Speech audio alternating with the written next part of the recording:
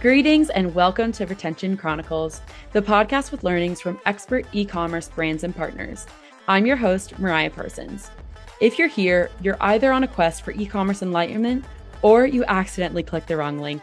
Either way, I am thrilled you stumbled into our corner of the internet, and I hope you'll stick around. We've got pearls of wisdom for everyone, whether you're running a multi-million-dollar business or simply just starting out on your entrepreneurial journey. Before we unleash the brilliance of today's guest, let's give a shout out to our podcast sponsor, Malomo.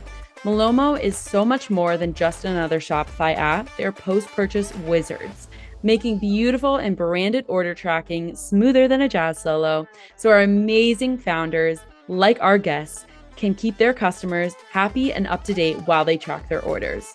So hit that subscribe button, like it'll increase your LTV overnight, and go listen to our other episodes at gomalomo.com. That's GOMALOMO.com.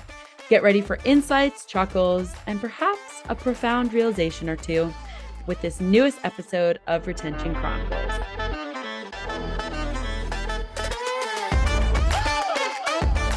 Hello, everyone, and welcome back to Retention Chronicles. We are joined here today by Nikita. Thank you so much for joining us. I am so excited to have you here today. I know we've been emailing back and forth a little bit, so I'm excited that today is finally the day, and you are coming from ASPEKT. So can you tell our listeners first a little bit about yourself, say hello, and then tell us all about how you find yourself in this e-commerce community? Thank you for the amazing intro, Mariah, and it's a pleasure to be on. I know we've been trying to get this in the books, and I'm glad that we're finally doing it. I'm pretty excited to chat about all things deliverability and spill the beans on all the tech things behind the deliverability and emails. But a little bit about me. So I'm Nikita. I'm the CEO and founder of ASPEKT, and we strictly handle email and SMS for e-commerce brands. And honestly, the thing that landed me in e-commerce is just it was making t-shirts in high school, funny enough. Interesting. Okay. Yep. Yeah. So I made t-shirts in high school. And then a couple of years after that, when I was in college, there was a Reddit thread that came up as like how to make money online by selling t-shirts without doing any of the fulfillment. I'm like, this is the best of both worlds. I make money as a broke college student, and I don't have to do any of the fulfillment. All I have to do is just do the designs. And that slowly escalated into me doing print on demand t-shirts when, drop shipping was all the craze in 2016 and 2017. Eventually people asked me, how do I set up a Shopify store? How do I do a Facebook pixel? What's Facebook ads and email marketing? And one by one, I started to help out my friends, family, community, people in Facebook groups, and then people started to pay me. And eventually that was way more fruitful than the e-commerce store because everyone was doing print on demand at that time. So it became super saturated. Yeah. Yep, exactly. So I moved into the agency space, focusing on all different areas. I didn't know what niche was. So I was just like, okay, you need help, I'll help you out. You need help, I'll help you out. So I ended up landing in e-commerce specifically around early 2020. And that's when I solely focused on e-commerce. Did all the things like Facebook ads, Google ads, TikTok, organic websites, and of course, email marketing. And then about 2 to 3 years ago, we pivoted into just doing email and SMS. We got really, really stressed by trying to handle 5 different services for all the different clients. So we're like, okay, let's reduce the stress that we have at work and let's just focus on one thing. And, we haven't looked back since. Okay. I was going to ask why choosing email marketing. That would be my exact guess. If you just don't want to have to, you're very at the whim of all these different platforms and just keeping updated or staying updated with all the different things that they're rolling out and how users are interacting with the platforms, which ones are popular, which ones aren't, all that. There's just a lot more, I guess, monitoring, if you want to put it that way, of the ad space. So it makes sense. Emails. I'd be checking Facebook Business Manager at like midnight sometimes before I went to bed. And I'm like, I kind of don't like doing this. Email has a slower feedback loop rather than ads. So that was one of the decisions. And other than that, we got a lot more, like the predictability of results was a lot better than Facebook ads. Reluctantly, 6 or 7 out of 10 clients that we had on the ad side, they would succeed. But I would really feel bad about those 3 out of 10. And it's like, I don't want to have that reputation where like 30% of our clients just don't get results. Whereas with like email, I'd say we were at like 95% success rate. And like that 1% or that 5% was purely from like a client culture fit where the expectations really didn't meet what the client was looking for. So Yep. Yep. yeah. Okay, that makes sense. And then one question about when you were kind of in the height of drop shipping and creating t-shirts. Was there anything like what made you want to go into that basically? If like were you designing the shirts because you always liked design? Were you just seeing it as a revenue generator? What drew you in, I guess, to start that? Because it definitely became more of a craze, but you were on I would say the beginning tail end of that. Yeah, absolutely. It was more so on the fact that I already had a bunch of designs that I worked on in high school. Mm. I think from like freshman to like junior year, I was like all in on like everything Adobe Creative Suite. Like I knew how to use Lightroom, Photoshop, Illustrator. So I knew a lot of the technicals because I wanted to create merch for myself. I thought it was really cool. Mhm. I sold it to other high school classmates that I knew. So it was like, okay, I've done this before with no problem. And here I don't have to make them myself because back in the day I had print class. I make it myself. I'd heat press the shirts. I'd do the design. It was crazy. It took a Yeah, lot of like time to screen do it. printing, right? Yeah, all that Yep. stuff. Okay. So it's like, okay, I can do this. I've done this countless of times and I don't have to do the fulfillment. It was like a no-brainer for me. Especially when you piggyback with there was I think a new connection at the time was you can connect your Shopify store with Amazon fulfillment or Mm. Amazon Seller Central. So I did that and that just blew things up because I get a lot of orders from Amazon that would tie in directly to Shopify.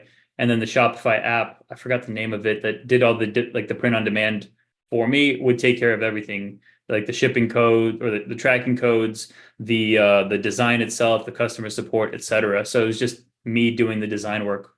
Mm. Would you go back into that like now with how drop shipping is currently in the market, or do you think there's too much still right now? I would say because back then I was looking at it more so from like oh, I can make some side money while I have off hours at college, but I wasn't really business focused or business sense, and that's over the last 7 years that's I like got better at business or trying to figure out margins, profits, etc., cost of goods sold. So if I were to do it again, it'd probably be a high ticket drop shipping store. It's Mm. not out of question. It's just not something I'd want to do or focus on right now. But if I were to do it again, it would be, in a product that's doing like $300 and up because there's a lot more room for margin there. Yep. Okay. Makes sense. Thank you for entertaining those questions Of about your course. past. So let's dive into email marketing then. So before we get into deliverability and all that stuff, can you tell us a little bit more about the brands that you're working with? Do you think there's any patterns or trends in terms of when a brand is coming to you? Like, are they just starting out? Are they a little established? Are they on not entrepreneurial, enterprise level? Um, I would say all founders are entrepreneurial in Yeah. spirit, but what kind of size are there any groups of brands that come to work with you? Is it really across the board currently? Yeah, for the most part, it's across the board. We haven't yet touched enterprise yet or anything in the Inc. 500 or Inc. 5000. I think the largest brand we've worked with, they were doing about 11 mil a year. Mm. So high eight figure or low eight figure range. Too much math. Yeah, It's almost the exactly. end of the week for us. That's too much. And a holiday week. Yeah. So low eight figure brand. But they were crushing it and they just needed help with like consultation because they already had a team in house. But we work with a wide spectrum of clients. We like right now we're doing a build out for a brand new startup. Well, funny enough, in Chicago, Oh, they there you are, go.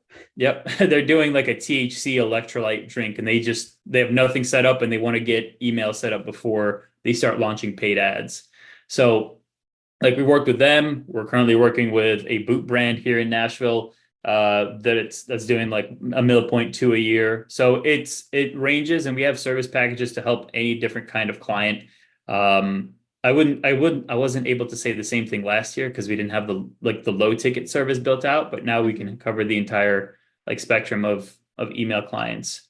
Okay, awesome. And then, so have you found that there's what are they currently trying to solve for? Is it open rates, like just trying to maximize emails? Is it actually building out like drip campaigns, or thinking through just like a whole new, I guess, email marketing campaign or strategy? Or is it like tweaking? What kind of level of um, services are they coming to you for?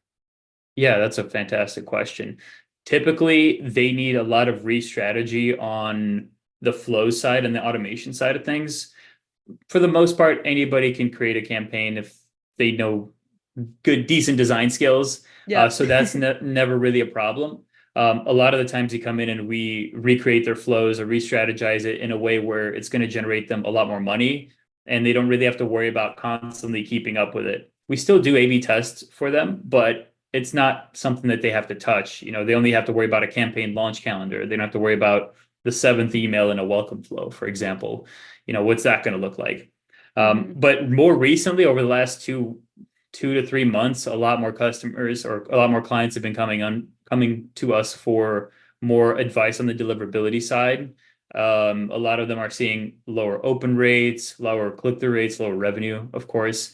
So they're just like, okay, how do we improve this? And looking at the back end of the account, it's like, well, there's 5 things clearly showing us that need to be improved here. So we've been handling that as well. Okay, wonderful. I think that's a great stepping stone to head into that conversation around email deliverability, because I know it's top of mind for everyone. And not being a on the agency side or on the brand side, just hearing, through the brands that we work with and through this podcast, it is definitely top of mind. Everyone seems to be making content about it. So I view it at the same, I guess, scale of AI, where everyone's super tuned in, but Yeah. everyone's kind of, I guess, wading through the water of just like, oh, we find this little thing and take it. And then we find this little thing and take it.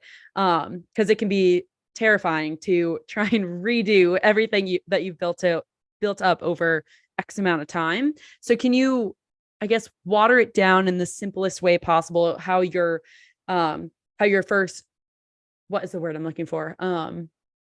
Not an admin, a consult, like the service, like the first step. Yes, yeah, first step, audit. That's the word. I was like, Yep. not auditory. It was so close. So can you walk us through kind of like the audit of what you're looking at first, the first step, and then go through the whole process when you're looking at someone's email marketing? Is this in regards to just deliverability? Yep. Yeah. Okay. Just for deliverability, unless you want to make it broader and go through all of those steps.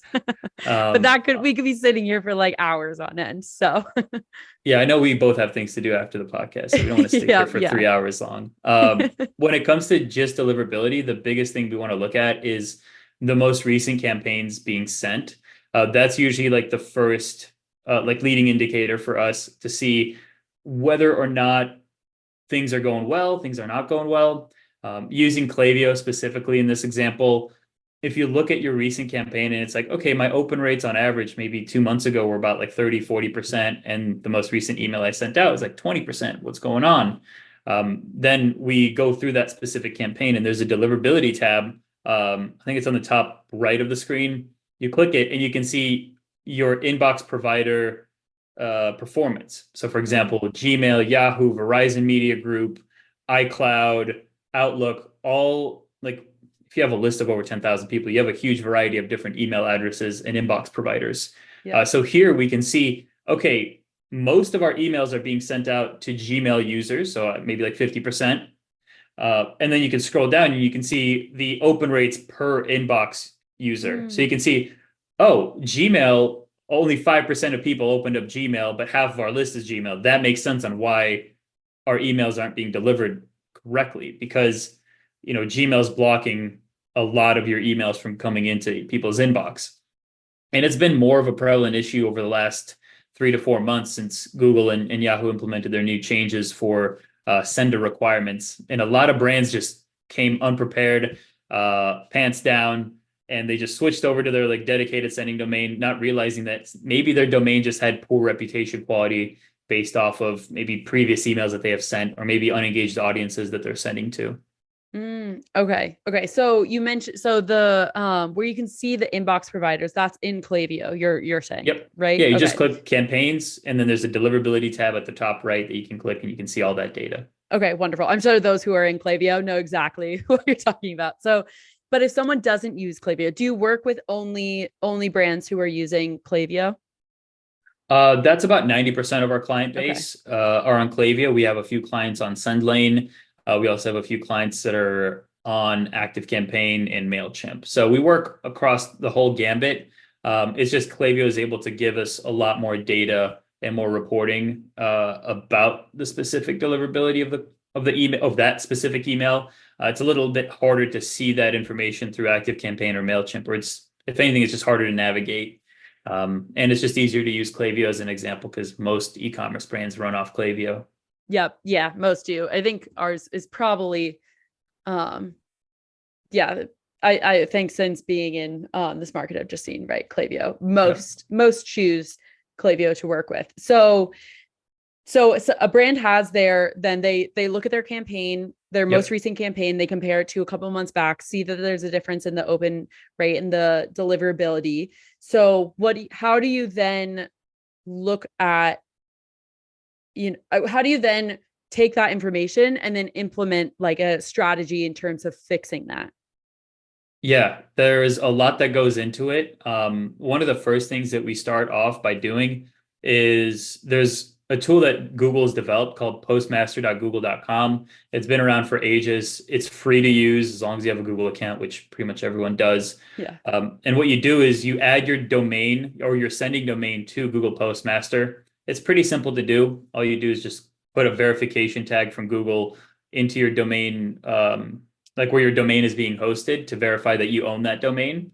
Once you have it hooked up, Google will spit out a report as you start sending out campaigns of how good your spam reputation is, how good your domain reputation is, if your emails are authenticated properly, all the technical bits that go into the deliverability side. And without boring you too much, the main thing you want to look for is the domain reputation. And there's 4 different levels. There's poor, low, medium, and high.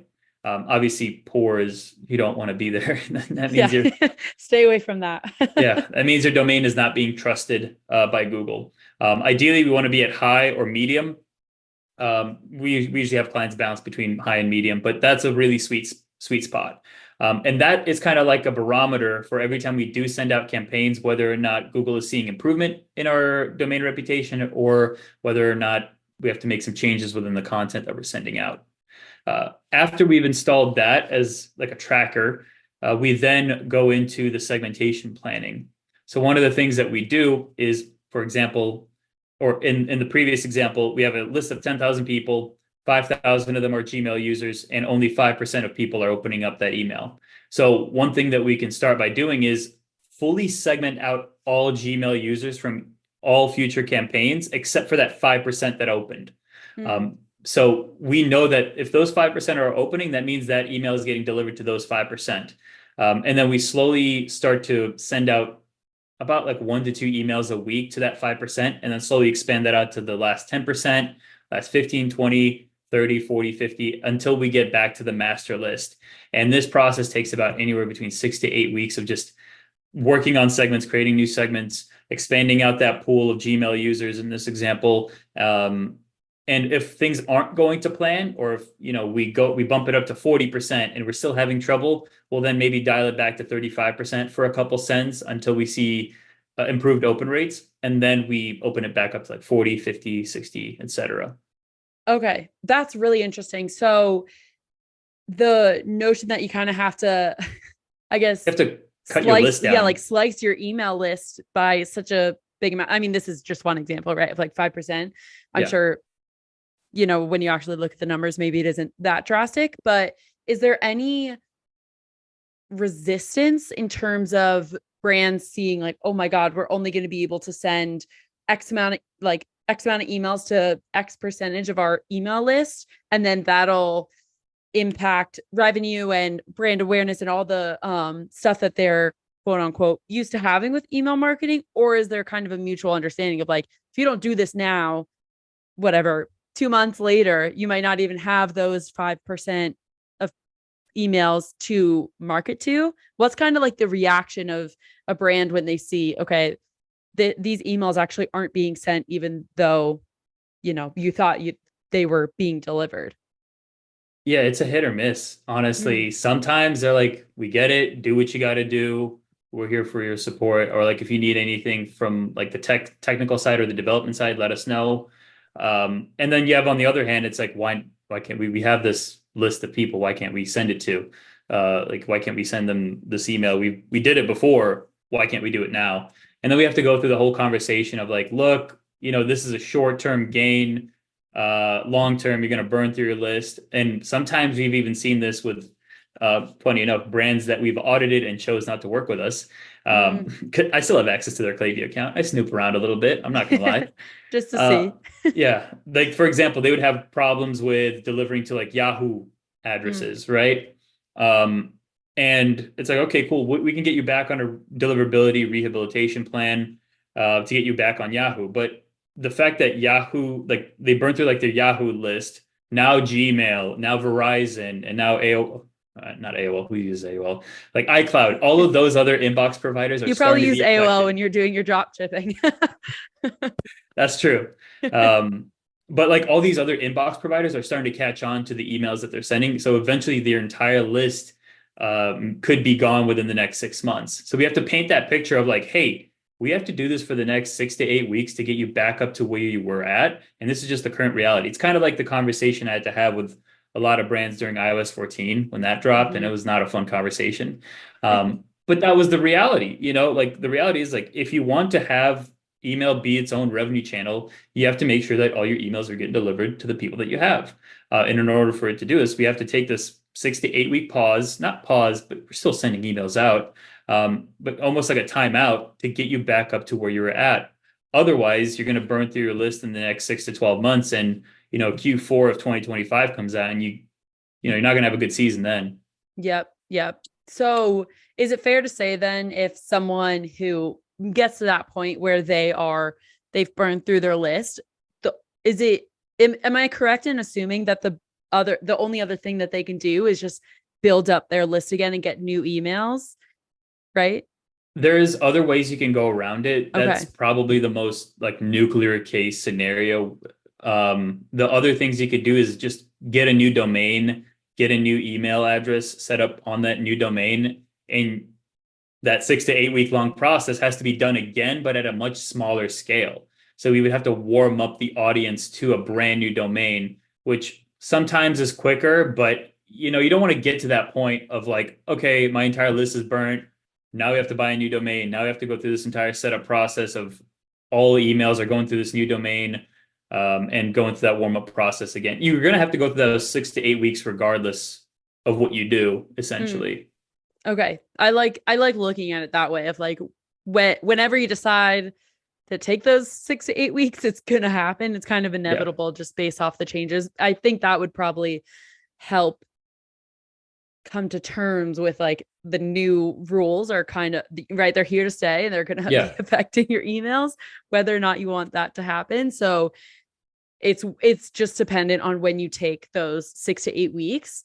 Um, do you think so in e-commerce, obviously Black Friday, Cyber Monday is our huge season. So do you think that there has been kind of a rush to get this all figured out and amped up before the holiday season? Or do you think a lot of people are going to kind of realize in Q4, end of Q3, that, oh my God, this might be a different Black Friday compared to previous years because of the deliverability, because of the changes in deliverability rules?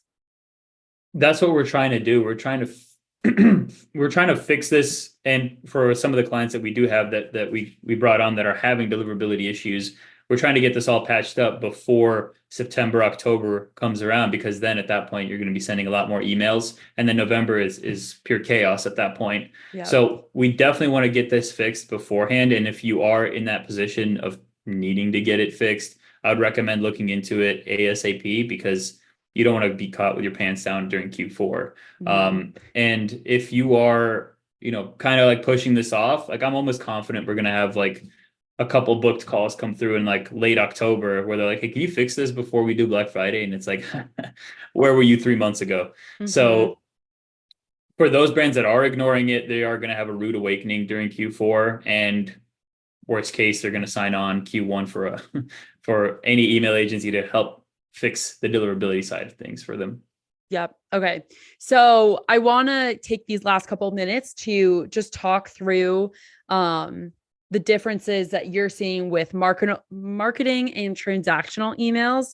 Cause like Yeah. obviously it, right. Like deliverability is not as, I guess, heavily weighted for transactional emails, but I would love to know how.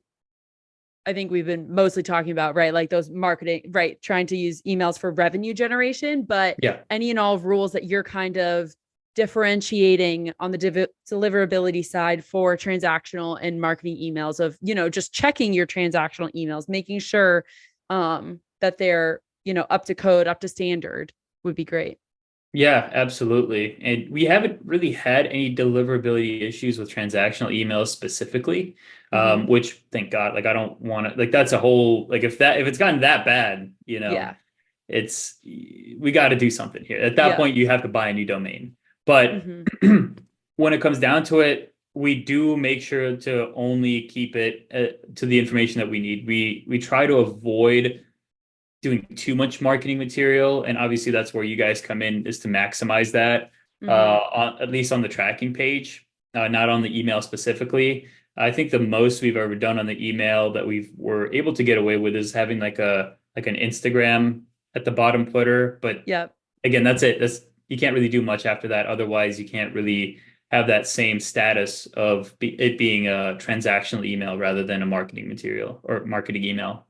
Yep. Yep. Okay. That was exactly my assumption of, because we don't, we obviously know um a lot of the brands that we're working with are concerned just in overall about email marketing, but because we're in the transactional realm, is just not as big of a priority when it comes to what we're talking to brands about.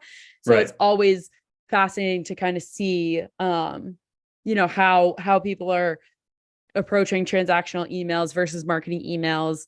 I think it's I don't want to say niche or like just more something that you don't pay attention to or that you might not know until you're actually in the thick of it and you have to wade through of like, okay, these are the laws that actually are around transactional emails and they're pretty serious. And so marketing emails, I want to always make that distinction that you have a lot more freedom, I guess, with marketing emails. So it tends to help when looking through and thinking through creative ways to spice up your emails so that you're getting a better open rate. But then also the technical side of emails, because we've had a lot of the more creative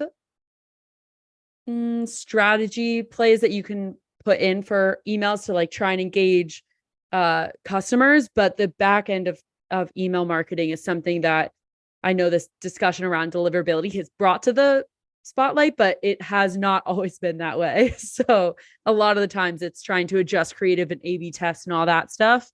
But making sure that your emails are set up properly to also quote unquote have like the settings right to make sure that they're delivering is very fascinating. Yeah, the emails not only have to look good, but they also have to be on like there's a code that goes down for everything. Like even if you're running political ads on Facebook, you have to clarify that, and Yeah. that's like a technical part of it. And it's kind of fun you brought that up because I remember having a conversation, I think like 2018, with like an email client that I brought on, and I'm like, do you have any of these? Like, do you have your SPF records set up or your DKM? I was just acronyms or for days just trying to, We love them in e-commerce, yeah. right? In any industry, but But it's like super technical, geeky things that you have to go through, like the host or like your domain host, and go through all that. And they're like, "What are you talking about? We're just sending emails to Klaviyo." And I'm mm-hmm. like, "Well, you kind of need to have these set up, otherwise you're messed up on the deliverability side." Yeah. And eventually, I did go ahead and set that up for them, but they just had no clue what was going on. I'm sure, you know, this year maybe it's a little bit different, and hopefully they know what's going on the deliverability side, but yeah, there's probably a lot of people in the e-com space that are just like, yeah, sure. I mean, that's happening. But Mm-hmm. when Well, and that's a great thing of all these different players in the software space, if it makes it so easy, right, to like kind of skirt around the technical side of things, I guess, of like just plug and play. And it makes it so that, you might not have to know the technical side of things, which is great because accessibility is so much wider than if you didn't have that, right? Like even Shopify, what kind of sparked this whole different ecosystem is exactly that. They make it so easy that you don't really have to know like some of the hard code or the technical jargon or side of things. But for things like this, when it's a switch in the ecosystem and it's going to have a huge ripple effect, then you are very much forced to understand everything that that you're going to be dealing with and how to fix it and how to make sure that it's all good. So yeah, it's very interesting. I admit this is fascinating just from a knowledge standpoint and then also email marketing standpoint. So I imagine our listeners are going to enjoy this episode a lot. So thank you, Nikita, for taking the time to share with us today. I know it has been a couple of planning sessions, whatnot, couple of emails back and forth, and it's been very well worth it. So I thank you. Yeah, it was a pleasure, Mariah. And I mean, the emails got delivered, so that's all that matters. Yep, there you go. It all comes back. Maybe, maybe we'll have t-shirts to deliver alongside with the emails at some point. There you go. One thing I did want to bring up is if people did want to get their deliverability looked at, they can always go to aspectagency.com and go through the audit process. And we typically charge for these, but since they're coming in from the podcast, you just write down that you came from the pod and we'll do it for free. Very much appreciate that. Thank you. I hope our listeners take you up on it. Absolutely. All right. Thanks, Nikita. Cheers.